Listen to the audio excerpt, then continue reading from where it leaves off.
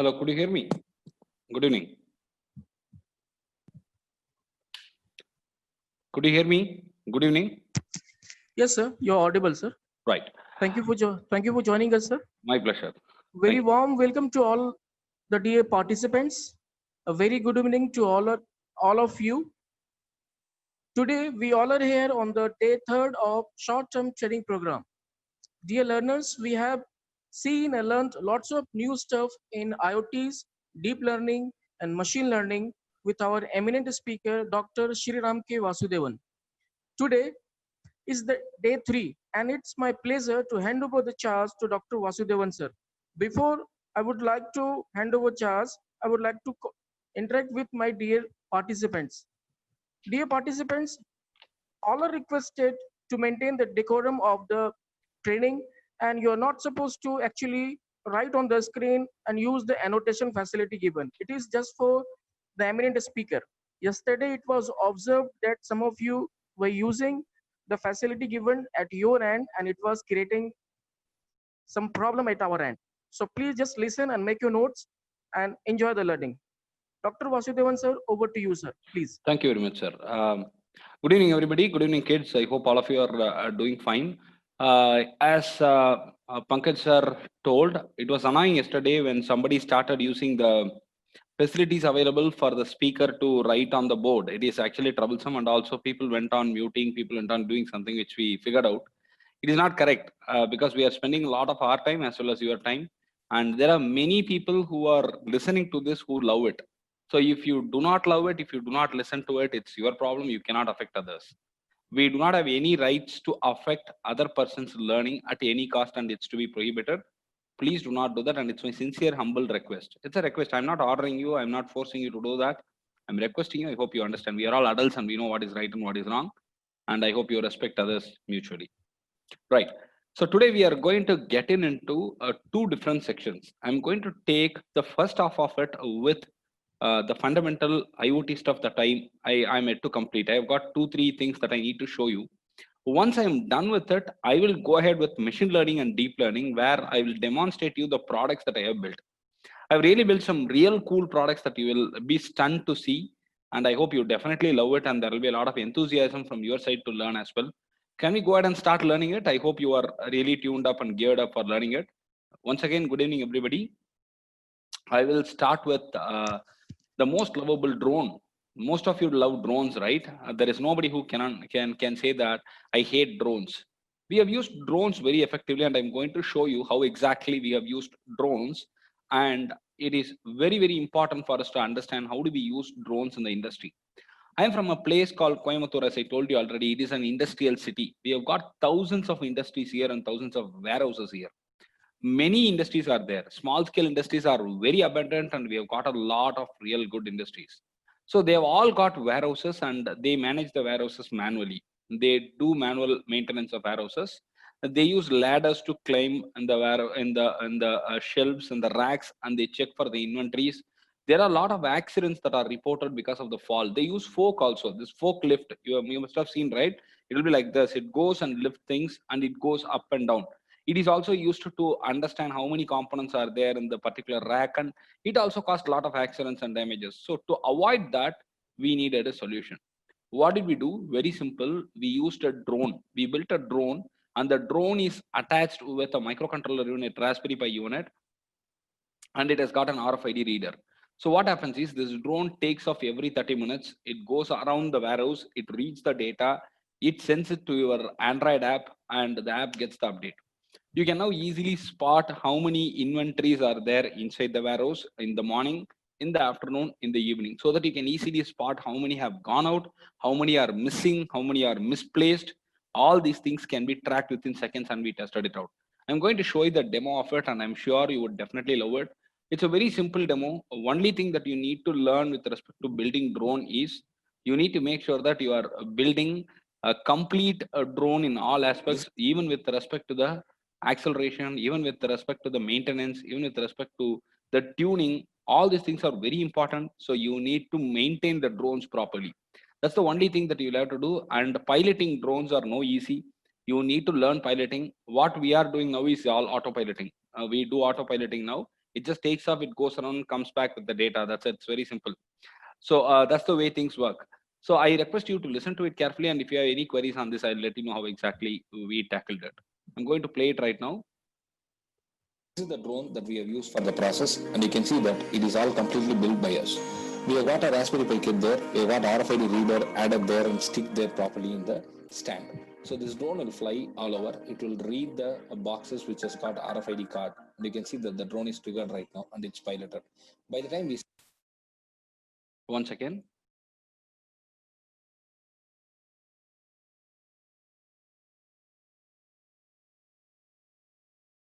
Just give me a second.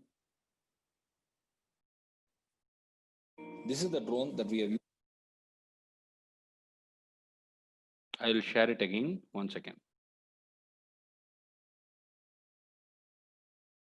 Used for the process, and you can see that it is all completely built by us. We have got a Raspberry Pi kit there, we have got RFID reader added there and stick there properly in the stand. So this drone will fly all over. It will read the boxes which has got RFID card. You can see that the drone is triggered right now and it's piloted. By the time we started, we also need to start our app. We need to launch our app that we have created for this purpose. As one can see right now in front of you, we have got three options. First, new. Second, old. Third, missing. Whenever a box enters newly into the warehouse, when it is read for the first time by the drone, it will be rated as new. If the box is available already, which means the box has entered the warehouse yesterday, it has been already read by the drone yesterday, today it will be rated as old. And there will be something called as missing. Whenever your box is not available physically, but the database has the entry or vice versa, we can call it as missing. All these are rated appropriately by your app and by your system, and you can get it immediately reflected in the app. And the drone is going to fly right now over the RFID cards. You can see that it's all flying.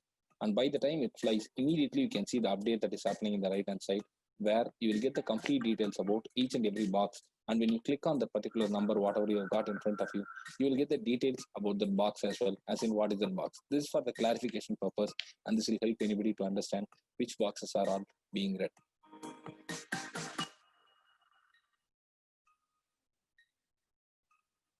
Was it nice? It is a very simple It stuff. was nice, sir. It is a very simple setup.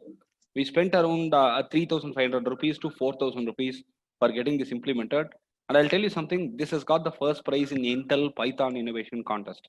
The entire background that we have coded is with Python. It's all about 150 lines of code, not more than that. Anybody can do it. You can do it, I can do it, and anybody who knows a little bit of computers can do it. The next thing is going to be very interesting again. How many of you buy packeted milk? Every day we buy packeted milk, right? We never know what is the mystical things that are going behind the packeted milk. Once we had an opportunity to visit the collection center where they collect milk and then they packet it. It's really nasty. It's not the way what we think. Mostly the private things are going good, but in the generalized collection centers, which are very poor and which are not refreshed properly, which are not maintained properly, there is a huge box, huge dabba, we call it in Tamil, and that box is kept in one particular place. The farmer one comes, pours the milk, he leaves. Farmer two comes, pours the milk, he leaves. Like this, they keep coming, pouring, and they leave. That's it. And then it goes to the further PLC unit. They weigh it, they pack it, seal it, and send. Some quality measurement is there, but not at the collecting place. So what will happen now? It's a very simple point. I am a farmer who is a very good farmer. I do not add any contamination to the milk. My cow is all healthy. There is another cow which is actually having some pox or some small pox, chicken pox, something. Cows get everything that you and I get. Cows are almost like human. The milk that is coming out of the cow is also infected now. If it goes to the milk that is being collected along with the other good milk, it is going to be a problem for you, and we cannot use it. In US, they grade it. The milk is being graded. Grade A, B, C, D, E, they do it. Grade D and E, they cannot be used for infants at all. So what we have done is we have come up with a very simple setup that can monitor the quality of the milk at the collection center real time. It is a very simple setup. Again, we spent somewhere close to 1,000 rupees, 1,500 rupees is what we have spent, I believe. And this is one of the very good products that we have done. And this has a lot of scope. Now we are trying to miniaturize it, and we need to have only this much sized sensor and the equipment that sits onto the milk collection bottle, and that should collect all the milk, and only when the quality passes, it should go to the next level. So we are trying to make that kind of stuff and we are investing money on it right now. I'll show you how exactly it works and I hope definitely you will like it. It's a very simple stuff. It's not rocket science again. Whatever we do are simple. They are not tough. The only point that you need to understand is these are all the problems that are faced by you and me every day. So the solutions that are to be provided by engineers is not for something for rocket science, is for the day-to-day problems that you and I have. That's what I believe as engineering, and that's what we are doing in every hackathon. That's what we are doing in every product. And I'll tell you one more thing. How many of you drive two-wheelers? Most of you drive it, right? You must have had the insects falling in your eyes when you are driving two-wheelers, right? I have filed a patent for it. I can avoid the insects falling in my eyes right now. One fine evening, my father was driving the two-wheeler and the insect fell on his eye. And I removed that insect. As usual, we flushed water onto it with a sprinkler and it comes out. And what happened is, and see, this is the simple way the doctors do. They take the eyelid like this, they do this. They do a small 3 or 4 times, they tap your eyelid and the insects come out. That's the easiest way to do it, right? So they did it all and it's all out. It's all safe. After 3 days, when I saw my father's eye, I was taken aback. It was surprising. It was this big, it was swollen after 3 or 4 days. Then we took him to our doctor, we rushed him to the doctor, and the doctor said that one of the legs of that insect was inside the eye. They analyzed with a smaller microscope kind of stuff, and they conveyed that there is a small leg which is left out inside, which is causing the infection. And then they used a syringe, small syringe. They first cleaned the surface, and then they poured water into that area where that leg was there. The leg was slowly moved to the corner, and then the doctor used a magnifier to remove that. And only after that, the swelling came down. And my dad suffered like hell because of the pain. Then I wanted to do something for it because this is a traditional problem. You and I have it, right? We have ultrasonic sound sensors here like this. I have a thorn, but in the helmet. And I have a microcontroller here that sits and tunes this. Insects cannot withstand the sound close to 20 hertz, 0 to 20 hertz. 20 hertz, they cannot listen. So when they come closer, they'll be repelled and they'll be thrown away. So that's what we are doing now. We are tuning it here and we are getting the rays out of it, and that rays that comes out of the ultrasonic sound sensor that's it. We have done it. So all the problems that I have solved are the problems that I and my family faced. I and my friends faced. That's how you need to look into. Innovation is not something that comes out from corners. It comes out from you, comes out from your friends. If you have a problem and if others are also having the problem, and if there is no solution for it, you already have a business idea with you. I'm telling you. If you find solution for it, you already are a businessman. You can try to prototype it, proof of concept, get funding, start a company. That's how things are working out now. Let me play the demo for this milk quality monitoring system. I hope I have shared the screen and you are able to see it. Pankaj ji, can you see the screen? The milk quality detection system. Yeah, I'm playing it right now and hello friends, you will like this it. time we have come up with an innovative project using IoT, sensors and programming skills a little bit to detect the quality of the milk. So why is it necessary? We are taking both the scenarios. First scenario will suit for the villages. The second scenario will suit for the cities. How does it happen in villages? Simple. The farmers who have cows and who get milk collect all the milk and they go to a milk procurement center in the villages. They will have a big drum kind of setup there where they pour all their milk, they collect money for it and they come back. If there are 10 farmers, numbering from 1 to 10, all of them will literally pour their milk into a big drum or something like that, where they will collect the milk. Assuming that farmer 1 is a very good farmer who did not add any water, who did not contaminate the milk, who has got real good quality milk, who has poured milk into it. Farmer 2 is a crooked farmer who has added a lot of water into it, who has added some chemicals to make the milk look good, or something like that. It is a contaminated milk. Or even, you can take it this way, the cow which the farmers have, the second farmer has got some sort of disease and it's obviously going to reflect in the quality of the milk.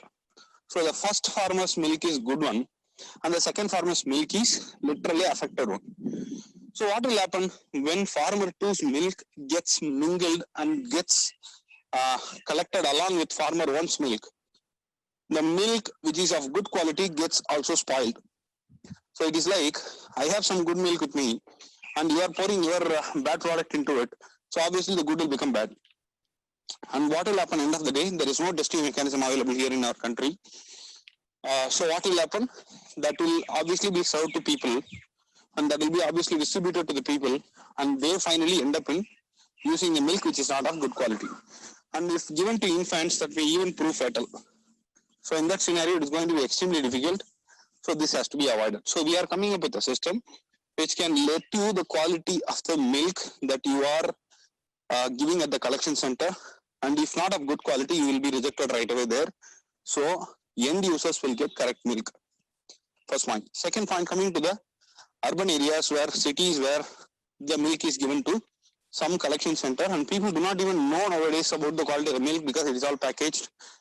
The packaging center might have some quality testing mechanism, but the collection center which forwards it to the packaging center may not have. So what we plan for city is we will test the quality of the milk at the collection center. We will upload the data about the particular vendor, and we will give unique ID to all vendors. The day's milk quality will be uploaded in the website, and they can check if the milk is consumable or not from the customer's end. The packaging center will also get to know that this is the quality of the milk served by this particular vendor and this particular farmer. So this can be packed further or not can be determined, and it is going to be very helpful.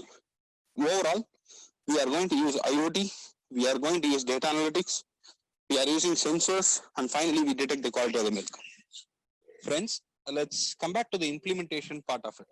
Here in this video, you are seeing the experimental setup of the milk quality detection system.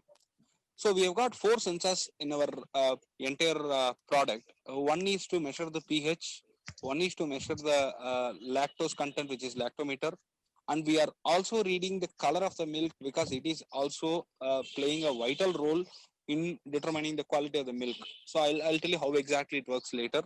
So we have got the temperature sensor, which is going to measure the temperature of the milk, because we are also testing out our product with milk at different temperature. We have chosen to test the milk which is also cooled, which is hot, which is nominal, which is exactly currently got out of the cow. We tested it in all possible ways, and it is really proven useful to have this sensor as well. So we integrated all these together in our microcontroller unit, and we are analyzing the data to finally understand the quality of the milk. Here in this current screen, you can see, which I have tested yesterday, you can see that we have got the readings which are revealing the milkman ID. Every milkman is given the unique ID.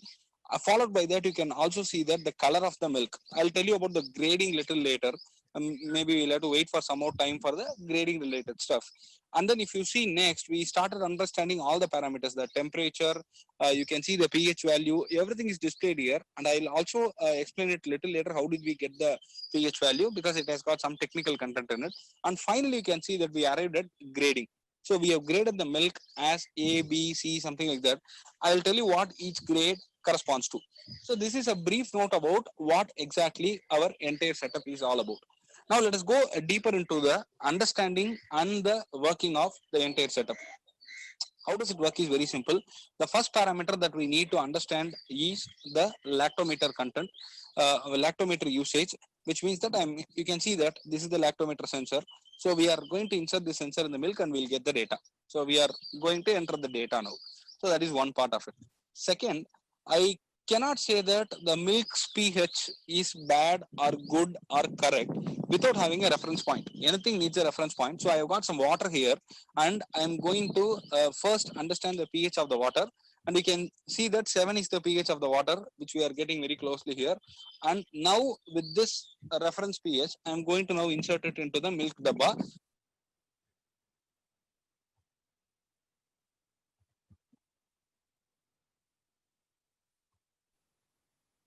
Where you can see that I'm getting some pH read into the system.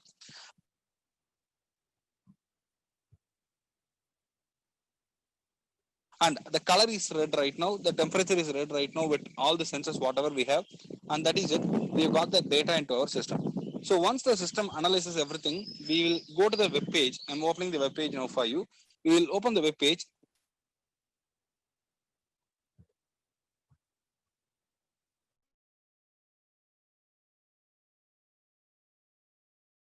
Where you can see that the color is mentioned, where the temperature is highlighted, the quality of the milk is graded as A, B, and you can see that all those gradings are done properly.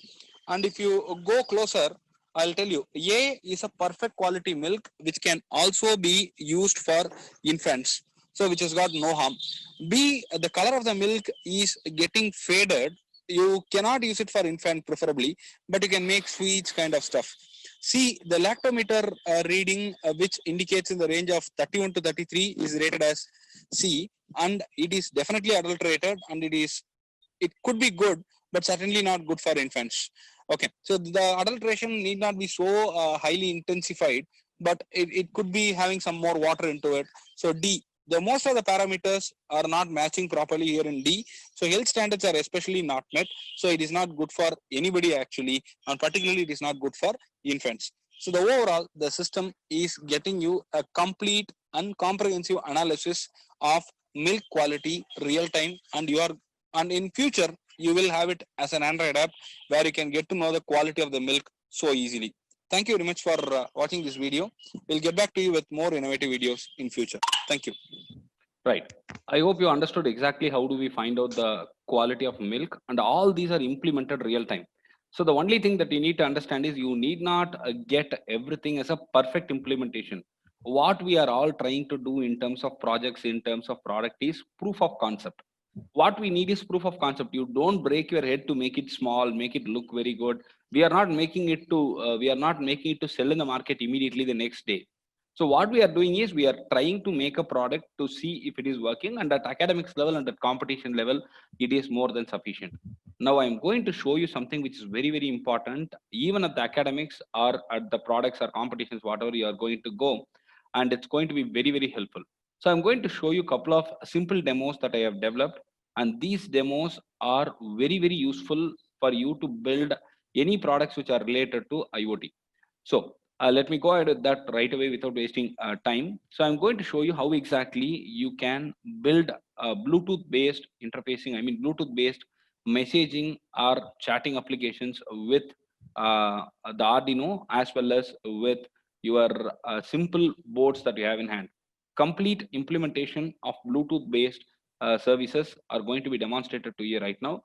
And it's a very, very simple thing. It's not a tough thing at all. And I'm going to show you how exactly you can transmit data from Arduino to Bluetooth, from a microcontroller to mobile's Bluetooth, and mobile to Arduino. I'm going to send data from mobile to Arduino and Arduino to mobile. That's what I'm going to show you right now. And I'm going to show you step-by-step procedure for this to be accomplished, and you can follow it clearly. And if you have any queries, you can stop me as usual, and I'll be happy to answer.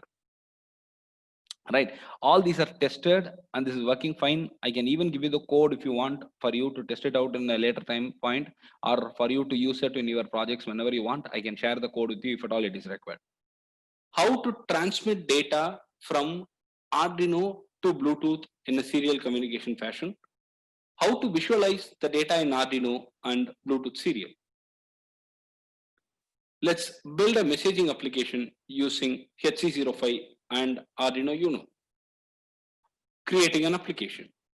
In the last session, we have seen how exactly to connect HC05 module to Arduino Uno. In this session, let us create a small messaging application using HC05 and Arduino, which can chat between the Arduino and mobile through Bluetooth as the communication channel. We are exactly building a messaging service, but it uses Bluetooth as the underlying technology.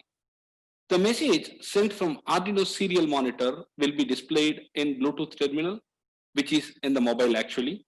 The message sent from the Bluetooth terminal will be displayed in the Arduino serial monitor. So this is an exact chat application. How do we create it? It's very simple and interesting. Before we go on building the code and uploading it, we need to give the connections. So here is the connection diagram in front of you for your reference. If you are using serial software library in coding the Arduino, then you will have to follow these connections. In the Arduino, the 5-volt pin has to be connected to VCC pin of the HC05 module. The ground pin of Arduino should be connected to the ground pin of HC05. The 2 of Arduino should be connected to RXT. The pin number 4 should be connected to TXT of HC05. The connections are simple. Please follow the same procedure as we have presented in the connection diagram right in front. It's coding time. Once the connections between the HC05 and Arduino Uno are established, we'll have to write the code. We have used the software serial library for creating virtual serial interface. The RX pin, TX pin variables are used for storing the new RX and TX digital pin numbers. Initialize a software serial class variable for creating this virtual serial interface. Here we have used BT serial as a variable. BT serial in the bracket with RX underscore pin, comma, TX underscore pin as arguments makes digital pin 4 as the new RX pin and digital pin 2 as the new TX pin. The code is simple and is presented in front of you. RX underscore pin and TX underscore pin are the two variables which represent the digital pin 2 and 4. Now, the string variables Arduino underscore data and BT underscore data are to be used to store the data to be sent from the Arduino module and the data coming from the Bluetooth module respectively. Serial.begin is used for serial communication of Arduino Uno. BT serial.begin is used for starting the serial communication of the Bluetooth module. We can see the same things which are conveyed right now in the code as well. The setup part will help you in setting up the baud rate, as well as you can see the communication is started with the HC05 using the baud rate 9600. The code snippet given below is for receiving the data from the mobile to the Arduino via HC05 Bluetooth module. As you know, the BT serial.available function continuously checks whether any information is available in the Bluetooth serial for receiving. The moment any information becomes available, the BT serial.reach string stores the string in the BT data and serial.println is used for printing the received data in the Arduino's serial monitor. This process is similar to the task done by a security guard in front of an office. He keeps on looking for the arrival of a person. As soon as a person enters, he receives him and opens the gate. This is the same principle that we follow in this approach. You can see the code in front of you, and the code is what we have explained just before a few seconds. We keep reading the data, and the moment we receive the data, we allow it. Similarly, we need to receive the data from Arduino serial and write it onto the Bluetooth serial so that it can be printed on the Bluetooth terminal, which is nothing but HC05's serial monitor. Remember, in our Arduino code, the Bluetooth serial interface is BT serial, while Arduino serial interface is serial. This should not be forgotten. So, for sending the data from the Arduino serial to the Bluetooth serial, just reverse the serial interfaces in the previous code, which means the Arduino underscore data is used for storing the Arduino serial data. Serial.available is used for checking any data is present in the transmission in the Arduino serial. BT serial.println is used for printing the received Arduino serial data in the Bluetooth serial. So it is pretty much similar, but a mild change is what we have done. We are reading the data from Arduino serial monitor and we are sending it across to the HC05. The sending and receiving data. Now, click on the upload in the Arduino IDE to program the microcontroller. Once it is programmed, open the Bluetooth terminal HC05 application in the mobile phone that is previously downloaded and installed. The installation has to be done step by step, and once it is all done, once the device gets paired, we are all ready to go with the data transmission using the Arduino and the Bluetooth module. You can see the diagrammatic representation in front of you, which tells you that the HC05 to Bluetooth terminal app communication happens through Bluetooth. And you can see the connection creation procedure here in front of you. The moment you complete the installation, you can go for scanning, and there will be devices which are displayed, which are paired but not connected. And the moment you click on it, you can enable the connection. And once connected, you can see the status as connected to HC05_S1, which is the name of the paired device. If it has not been already paired, you need to enable pairing as well. And now from the source, you can send, hey, this is my phone. And the same has been received in the COM4, which is nothing but the Arduino's serial monitor. Here, the message has been sent from the mobile phone to the Arduino, and the vice versa is being performed right now. I'm sending a message from the serial monitor of Arduino to the mobile phone which has the Bluetooth terminal app installed. You can see that it is all perfectly done. Enough of theory. We will see the demo right now, which will let you understand things much better. Thank you. Here, you can see that the connections are made with the Bluetooth HC05 module to the Arduino board. The connections are already explained in the PPT, and it is very easy for you to connect. Just follow the guidelines as we have given you earlier.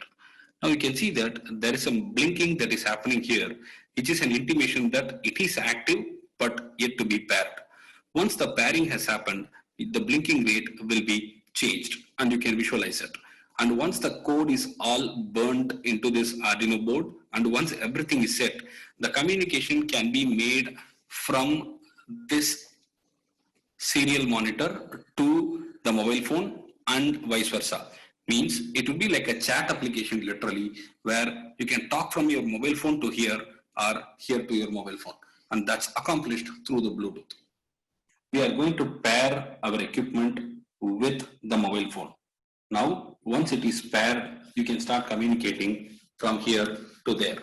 You can see that in the mobile phone, I'm going to type something which will be reflected immediately in the serial monitor of my computer.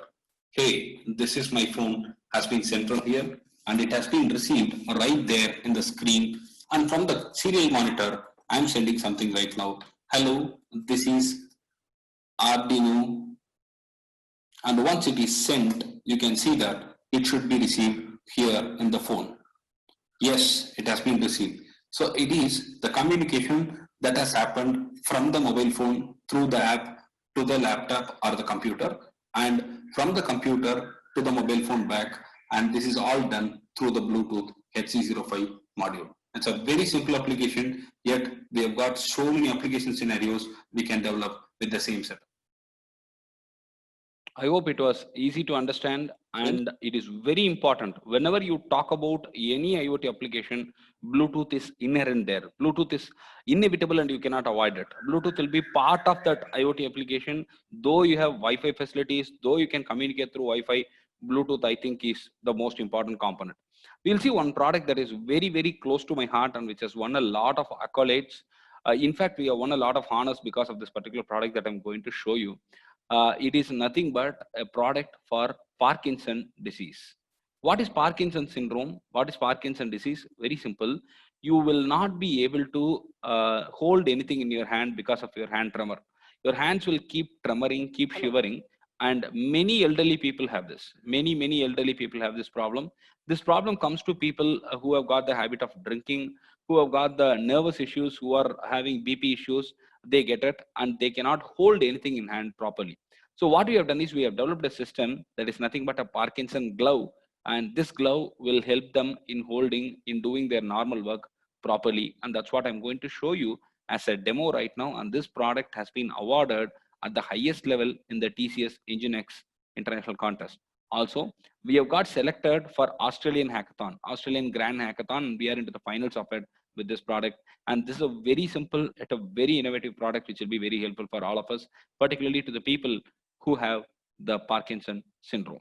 I hope you'll definitely like it, and I'm going to show you the demo right now. Watch it and let me know if you do not understand.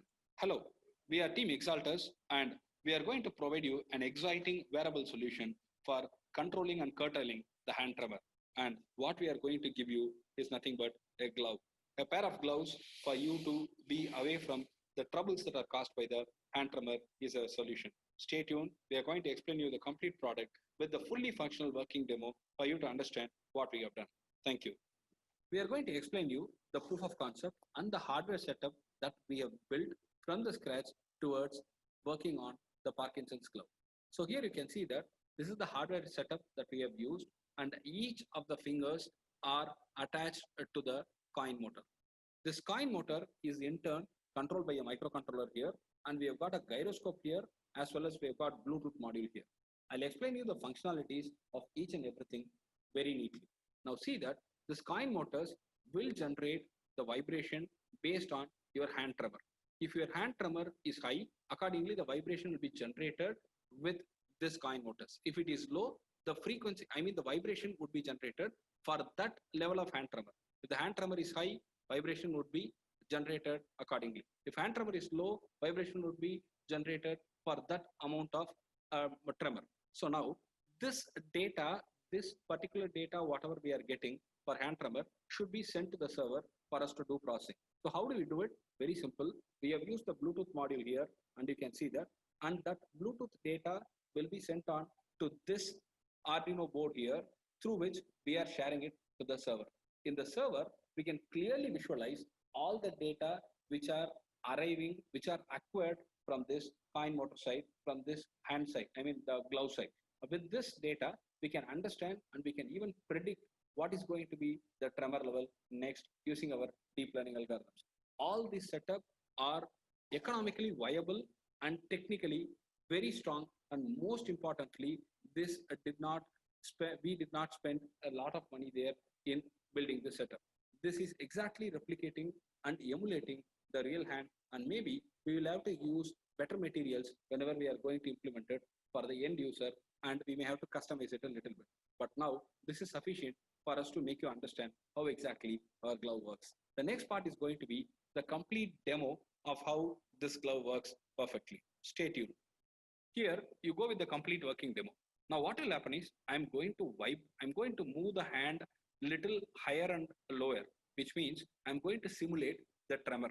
Now the moment you simulate this tremor, our system will generate the counter vibration for it so as to control the tremor that is being shown in the hand, that is being triggered in the hand. Now that can be seen visually in the screen right now where the data generation happens. And one could feel it when they have it in the hand, and they can definitely feel the vibration out of this coin motors that is being generated.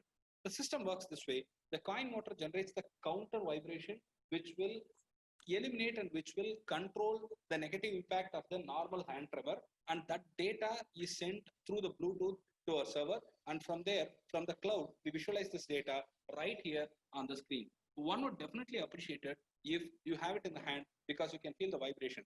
The moment you keep it here, you can understand that there is a vibration generated in each and every coin motor, and that's generated based on the original vibration, original tremor that your hand gives. Your hand gives a fundamental tremor, that tremor is observed, and we generate a counter vibration for it so as to keep you very comfortable. And this data is what you are seeing right now on the screen. It is not, the hand tremor is not there absolutely now. Now we are showing you the data for mild tremor. You can see that. Likewise, we are capturing the real-time data, and all these are very clearly done real-time. We hope you will understand this better, and you will appreciate this better when you have it in your hand and feel the system. Thank you. Now, how exactly this works? Some of you would not have understood it. So I'm going to show you how exactly it works, the simple example. This is my hand. Now it is having some shake, it is having some vibration. Now, if somebody holds the hand like this and stops your hand from vibrating, what will happen? That's all, you'll be comfortable. That's what we are doing. When the hands are vibrating, we understand how much level it vibrates and how much level the tremors are there. And we use coin motors to generate the counter frequency, which will hold your hands like this, and it will not let your hand shiver. So the elderly people who are there can hold the bottle like this, can eat properly, can do all the works that they have to do properly without any need for external people to help or any external agents to help. So very simple setup, but a very important project that we have carried out, and I feel that this is the best thing that we have done till now. So the products that are being built, understand, products that are being built should be usable by the common people, and they should be probably marketable also. Whenever you are talking about some products, you should also think about marketing it. That's very important. So think about that aspect and start building projects. Now I'm going to show you one more thing before I go on to the machine learning and the deep learning stuff. I have time, so I can go ahead a little slow also. I don't want to rush. I'll show you something which is called IMU. What is IMU? Inertial Measurement Unit. What is it? Very simple. In the industries, if you take manufacturing industries or in the industries where the laborers are working near the machine, we never know how many hours they are working correctly, how many hours they are contributing, how many hours they are not working. Also, we are not able to monitor their health conditions. We are never able to monitor that also. So what do we do is we have got a system built that can help me in monitoring if the laborers and the people who are working in the machineries are working fine and working as expected. If they are not working as expected, I can tell them that, boss, you are not working as expected. So make sure that you work well. That's how you need to tell them. So for that, we need proof, right? For that, we need some solid evidence. So we are getting a wearable for each and every worker, and the worker will be tracked 100% for his health status as well as his contribution. I can tell you 100% you have contributed, 80% you have contributed, 90% you have contributed if you start using my equipment. I'll show you how exactly we have built it with a very simple demo that we have developed, and it's very, very easy to use and anybody can build it. Whatever products I have built, you can understand that all these can be built by any of you. That's very easy. Here is the kit that we have readied.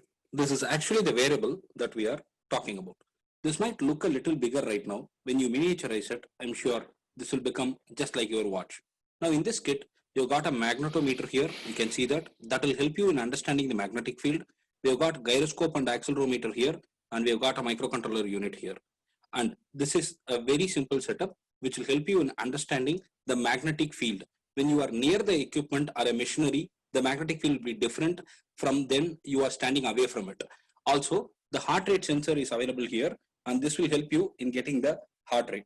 The temperature sensor is available in the same module, which will help you in getting the temperature, the body temperature accurately. Now, how it works is very simple. The magnetic field will be helping you to understand if you are near the machine. The accelerometer and gyroscope will help you in understanding if you are working really, and if you are working by moving your hands up and down near the machine, only then it is meaningful. The system will also retrieve the temperature and the heart rate of your of the person who is wearing this. That will help us in understanding that if the person is healthy or not. Also, this can help us out in detecting the people who are trying to proxy by actually wearing multiple wearables in the same hand. If 5 wearables get you the same temperature and the same heart rate, we can easily identify that it is being faked up actually. So we are going to show you the demo right now. The system is fully functional and is working. We will show you the demo right now in front of you. We are just running the code right now. It's a Python code, whatever we have written. So when it is run here, we have got the X, Y, Z of the accelerometer. At the same time, we've got the heartbeat here, and this is the temperature of the person who is wearing it.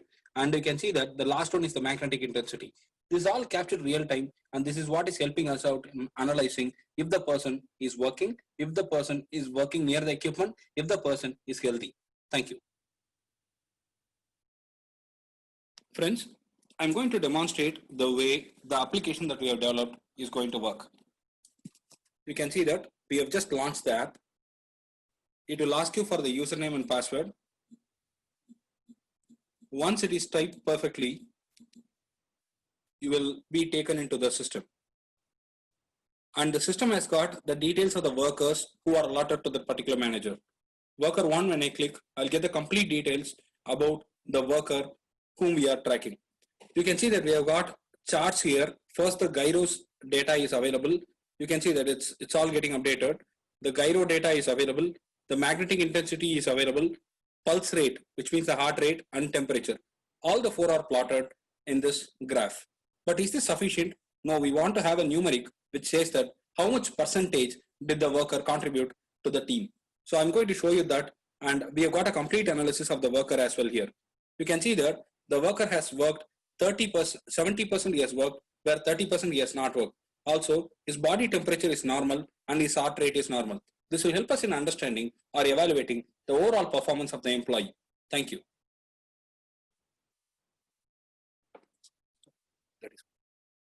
I hope you understood what is an IMU. IMU is a very commonly used term in industry, and IMU is nothing but inertial measurement unit, and you can measure the content, I mean the ability of the worker also, and you can tell them that if you work this way, you can work more by comparing multiple other workers. So all this can be done, and this is all real time. Whatever I have shown you is all tested real time, and it works fine. Now, what I'm going to do is I'm going to take you through one other project that we have built that is very interesting. Again, I'm now slipping to machine and deep learning. I'll show you something that's very, very interesting from machine learning and deep learning perspective. Let me first tell you what is machine learning and what is deep learning. Why do we need it? Very simple. Machine learning is something which you can let a computer do a task which is being done by you in the same fashion. For example, you are doing a task, and if the task is done in a repetitive manner without any much change, that can be done by a computer. That can be done in an artificial intelligence way. That is called machine learning. What is deep learning? When I have to understand some features, when I have to understand something more about that, I need to go with deep learning. I'll tell you a simple example. I've got a mouse here. If I am asked to identify it is a mouse or not, I can go with machine learning. If I am asked to tell which color is it, what is the shape of the mouse, I need to go with deep learning. That's it. There are multiple algorithms that are available, and it is not in 1 hour that anybody can teach you deep learning and machine learning. I took about 3 months to understand machine learning completely, yet I'm not fulfilled completely. I'm not a learned person in that I'm still learning. Deep learning is a bit easier because you've got a lot of available algorithms, available packages for you to use it. And we will see the demos of some of the projects that I have built using machine learning and deep learning. The first one that I'm going to show you is a very simple yet a very important project that we have built. I'm going to show you that. What is it, sir? Very simple. Whenever you have used the toll gates, you must have seen that there are toll gates available in our country and they are all automated. And you are using the cards also nowadays that the RFID reads the data and that's all your money is being taken from the card, but they don't ask you for the feedback. A FASTag never asks you for the feedback and you cannot fill a feedback form.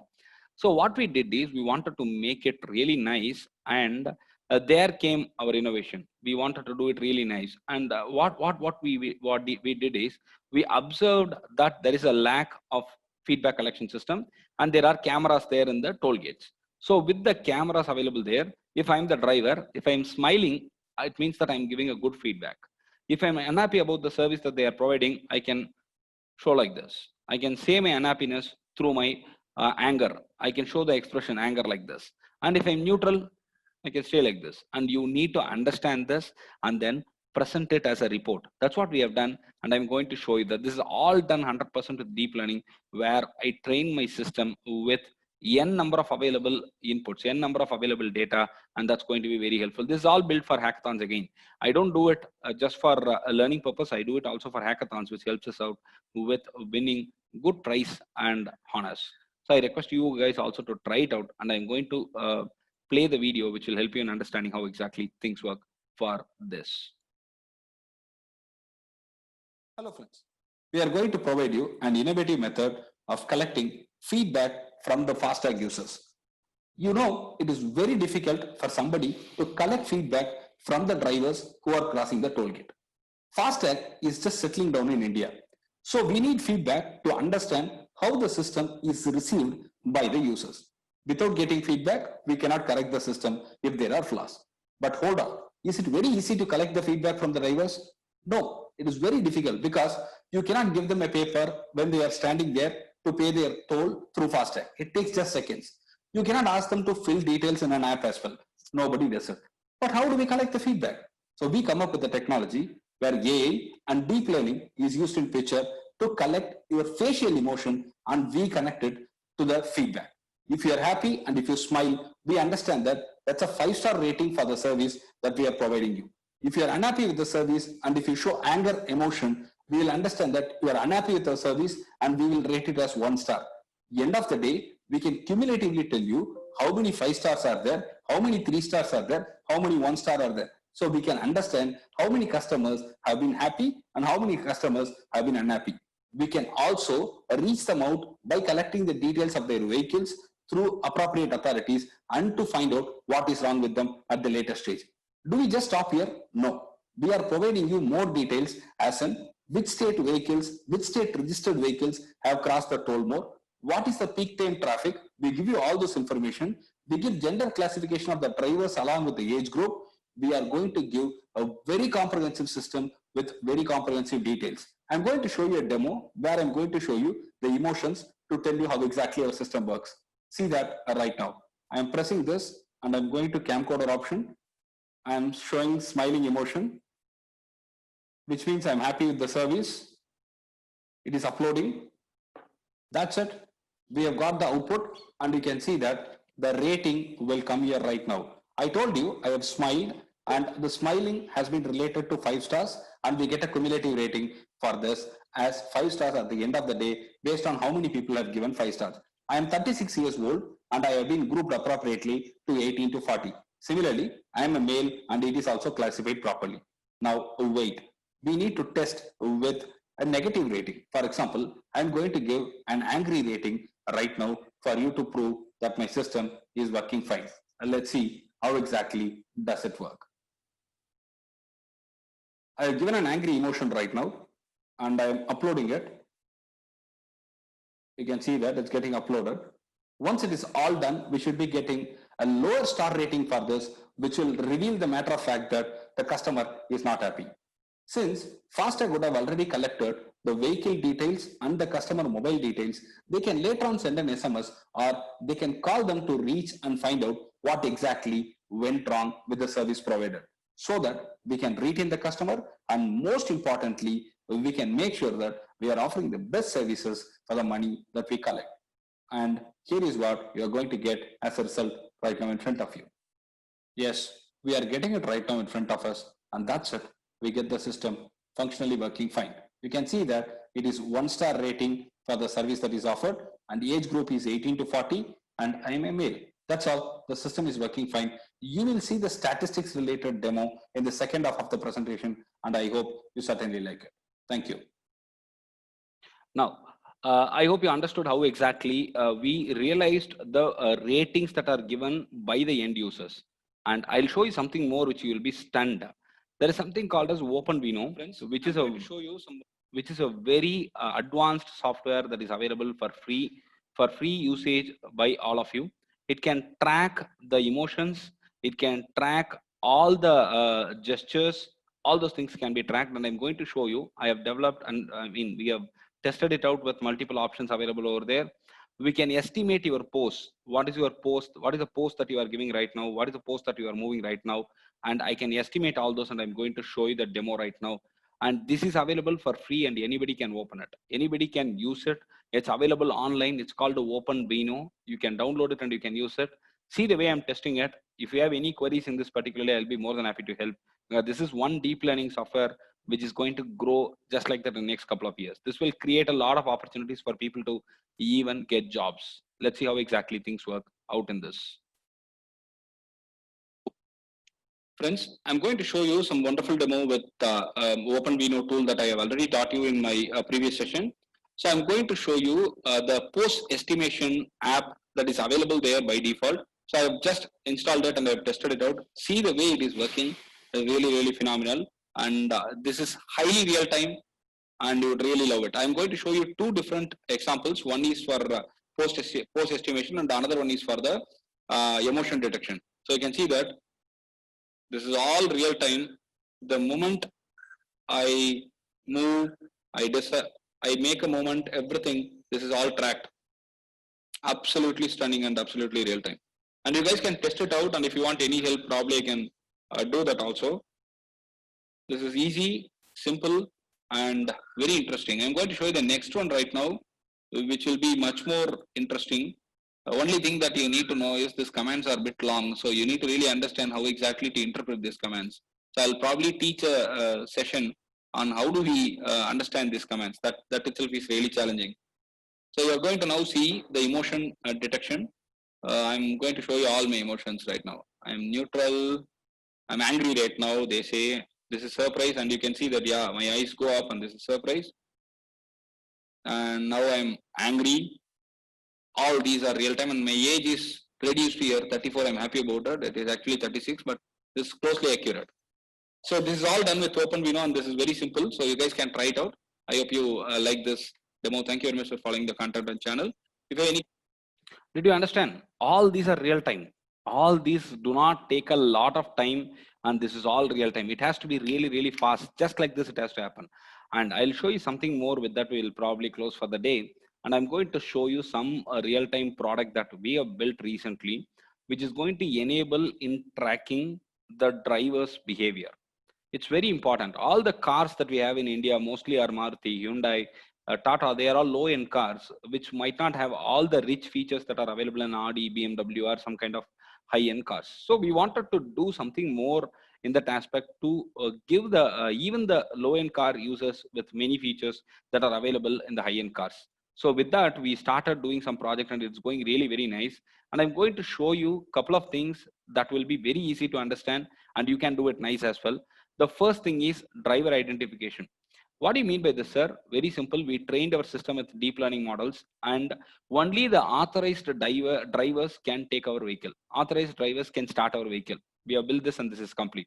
Second thing, what we have done is we have built a system to track if the drivers are smoking while they are driving, if they are drinking, if they are diverted. All these can be tracked. If children are sitting in the front row, it is prohibited. It should not happen. We have tracked that. More than 4 people cannot sit in a four-seater car. We track that. All these are demonstrated, and all these are most successful, and we are working on getting it to the next level as well practically. And I'm going to show you that demo. With that, I'll close for the day. And all these are built in-house. We have built it in our lab, and this is all done by second year, third year kids along with me. We built it. So it's easy. What I'm telling you is you need not require a lot of computational and programming skills to get all these done. Instead, what you need to do is you need to have surfing skills to find the right resource for you to learn and understand how do we build it. This is called a DMS. Tomorrow I'll show you ADAS. ADAS is Advanced Driver Assisting System. I'll show you that tomorrow, where we are going to talk about the augmented reality and virtual reality projects as well. And you will definitely be stunned on seeing the projects that we have accomplished already. And I'm starting this right now for you to understand how exactly this has been built. We have built a driver monitoring system, which is fundamentally based on camera, like any other driver monitoring system. Normally, the DMS is expected to provide a real-time evaluation of the presence and the state of driver, and that's what we do as well. We are going to monitor the status of the driver in certain aspects. For example, I'm going to first identify whom the driver is based on the pre-trained system. We can allow only certain people to drive our vehicle, and we train our system with the database, with the images of those people who are allowed to drive our vehicle. So the first stage is to identify who is the driver. The driver identification is done. Second part is how many people are sitting in the car is to be evaluated, because we cannot have more than 4 people in a 4-seater car or more than 5 people in a 5-seater car. And the next very important thing is allowing children in the front row of the car. It is prohibited in many countries, and it is not allowed. In case of an accident, the children will get impacted very highly, and that's to be avoided. So we are also tracking if children are sitting in the front row, and be given alert in case it happens. And the overload alert is also given. For example, in a 4-seater car, if there are 5 people, we pop up an alert saying that this is overload. And now the driver, if he turns his head and shows only his head, if it is full of hair or if he is bald, we cannot recognize the driver, and we have tested it as well. And the most important point, the driver can wear a spectacle or a coolers, we could still recognize it. The driver can wear a headphone, or he can wear a headgear like cap. We tested it as well. I'm going to show you all this step by step, and I hope you understand how the system works. Now, if you see that in the screen, we have got the status, and the system is launched. You can see that train model, test model, retrain, remove directory, and the exit options are there. First, we are removing all the available pre-trained data so that we can start from the scratch.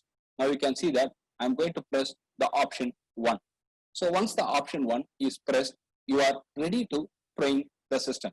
I'm going to enter the ID, and name is Ash. Now the training is going to start here. You can see that the person sitting in the right or left can be captured based on the driving system. If you are in Indian system, you will have to go with the right. Similarly, left driving is also allowed. We can set up our system based on the requirement. Now the training has to happen, and we need to take about 10 to 15 images at least, and the frame capturing happens right now, as you could see in front of you. It is about 10 frames that is sufficient for me to completely get the system ready, but more the images is going to get you better the results. That's a natural phenomenon that everybody follows. But for the want of time, we stop it at say around 50 to 20 images, and that is sufficient for us. The training happens, and all these are real time, and how many ever drivers you can, if you want to allow 5 drivers in your system to drive the car, I need to train the system with 5. So other people will be automatically recognized, and it's a problem there. We will give an alert. Now we are going to test the model, and entry of 2 is sufficient for us. So automatically the testing will start right now. Now you can see that it's recognized as Ash because the driver that we trained is Ash, and the moment he moves out, it was also recognized properly. You can see that now it is recognized as male and not a child. Driver name is Ash and number of people is 1. All these detail, number of children is 0. Now when he puts his heads down, when the driver put his heads down, the hair is only seen there, so it cannot understand. And so that's a problem. So if hair is too much, also the system is having some problem. But once he's shown properly, that's all determined properly. So now you can see that I'm showing a face of a child through a mobile phone. I did not have a kid near me, so we tested it this way by showing a photo, and you can say that it's very difficult to classify a kid as a male or a female when it is an infant. That's the problem that we face as well. But you can see that it's classified as child most of the time. You can see that when it is closer, it's getting classified because of the shake of the camera. We could find some discrepancies there, but still is fine. And you got an alert message saying children not allowed in the front seats right in the beginning over there. And that's a very important feature. So the next thing to be included is to test the driver with different accessories like the spectacles with earphones kind of stuff. So we are going to do that right now so that you can easily understand our system stability at multiple scenarios. Now, you'll see that right now. You can see that the system is also performing quite well and quite real time. There is no delay, and most importantly, the results are also obtained real time in the background. You could see that.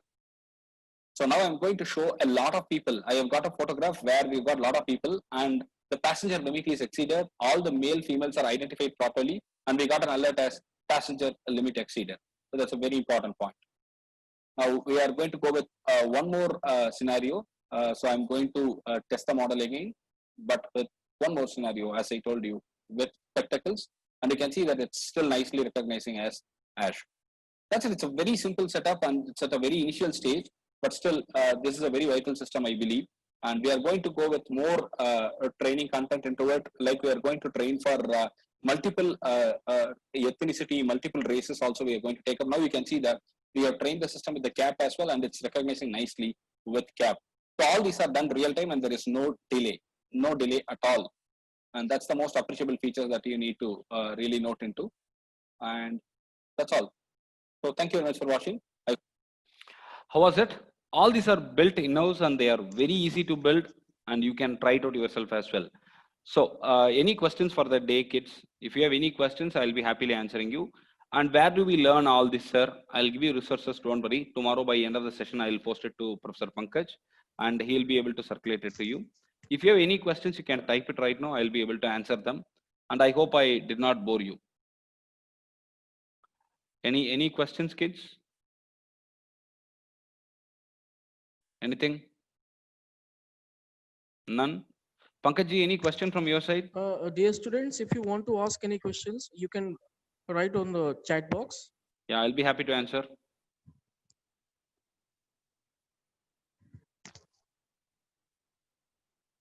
All right, if you do not have any questions, we may sign off for the day and we'll meet again for the last day for tomorrow. And you will see something phenomenal in terms of augmented and virtual reality exercise. And I'm going to show you some magic tomorrow. You will have Sachin Tendulkar in front of you. You will have the Sukhoi flights in front of you virtually. I'm going to show you Ironman virtually as well. I'll tell you more stories connected to it and I'll show you all the thrilling experiences that we had in San Francisco every day night by 11:30 p.m. in the BART trains. I'll talk about it more and I'll see you tomorrow. Thank you very much, Pankaj sir, for coordinating, and thank you all kids for keeping extreme silent and supporting the session. Thank you. Thank you. Thank you so much, sir. Today's session was so fabulous and we all were glued to the session and we are hoping that, yes, the coming tomorrow, whatever you have said, it will be a thrilling session also. Thank you so much, sir. Thank you, sir. And thank you all dear participants for your maintaining decorum for the session. Thank you so much. Love you all. Bye-bye. Take care. Stay safe. Tomorrow we will meet again. Thank you, kids. Bye.